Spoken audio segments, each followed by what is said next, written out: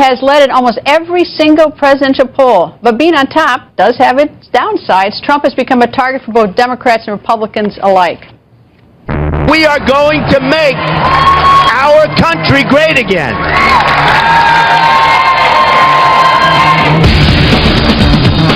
There's a tendency to falsely equate noise with results. Donald J. Trump is calling for a total and complete shutdown of Muslims entering the United States. When politicians insult Muslims, it doesn't make us safer. You have the radical Islamic extremists. They're pouring in, they're coming in. That's not telling it like it is. Politicians are all talk, no action. During anxious times, it can be tempting to follow the siren call of the angriest voices. The U.S. has become a dumping ground for everybody else's problems. It's just wrong. It diminishes us in the eyes of the world. What the hell is going on?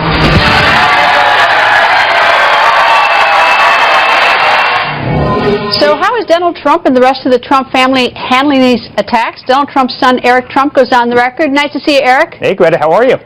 Good. So your father's the front runner, so he's got to expect that he's got the target on his back, naturally. And I always think it's a lot easier for the candidate to take the attacks than the family. How does he take them, and how do you take them?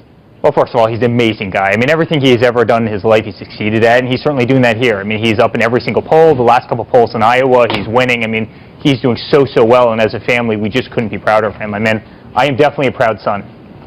All right, but is it hard when he gets somebody like, you know, when people say mean things about him, they're just like water off a duck's back for you?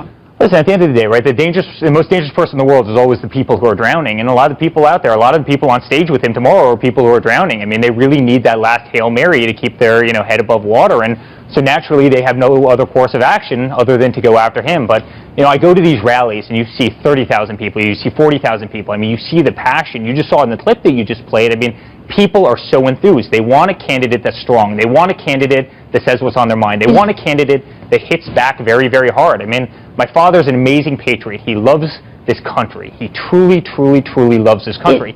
He's not doing this, by the way, because he needs a job. We have an amazing company. He loves this country, and he's sick of seeing what's happening to it. All right. Tomorrow night, you mentioned the debate on the Fox Business Network, our sister network, tomorrow night. Does he prepare for these debates, or what does he do to prepare? Does he study things, or does he just do it off the top of his head? Does he have a lucky hat, or does he eat something special? What does he do? No lucky hat. I mean, I think it's one of the things that makes him great, right? I mean, he's not the type of candidate who would lock himself in a closet or look at a mirror for 3 hours and rehearse a line. And, a lot of lines that you see up there are clearly rehearsed, right? I mean, they've been practiced 100 times over and over and over. He says what's on his mind. He says what comes to his heart. And it's made him very, very authentic. I mean, some of these lines are so polished and they're so crisp, and, the way they stare out at the audience, I mean, they are so contrived. That's just not who he is. He reads a lot. I mean, he digests a lot of information. He talks to a lot of people, but he goes out there and he is himself, and he's kind of the anti-politician in that way, and that's why people love him. That's why he's drawing these crowds. It's because, he's authentic. He says what's on his mind. Well, we're looking at a live picture of Pensacola, Florida. He does have a very large crowd there as well tonight. All right. Are you all holding down the fort, you and your siblings, and running the business, or is he still doing the business while he's campaigning? The company could be doing better. We're building the best hotels all over the world. We're opening up 3 amazing hotels next year, one actually in Washington, D.C., right on Pennsylvania Avenue. And, he's really devoting his time to the campaign right now. This is what he wants to do in his life. He wants to fix America. He wants to fix the problems of this country.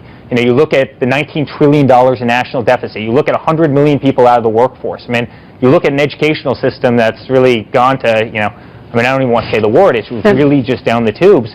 He wants to fix these problems. He wants to fix the vet problems. I mean, he wants to become respected around the world again, and there would be no better man in the world to do it. I mean, there'd just be no better man in the world. So he's trusting Don, Ivanka, and I. We're doing a great job with the business. The business couldn't be doing better, but he really wants to fix this country. Eric, thank you, and I hope you get that hotel on Pennsylvania Avenue here done on time. He promised me that you would. But anyway, thank you, Eric. We'll make it beautiful for you. Thank you. We'll see you soon.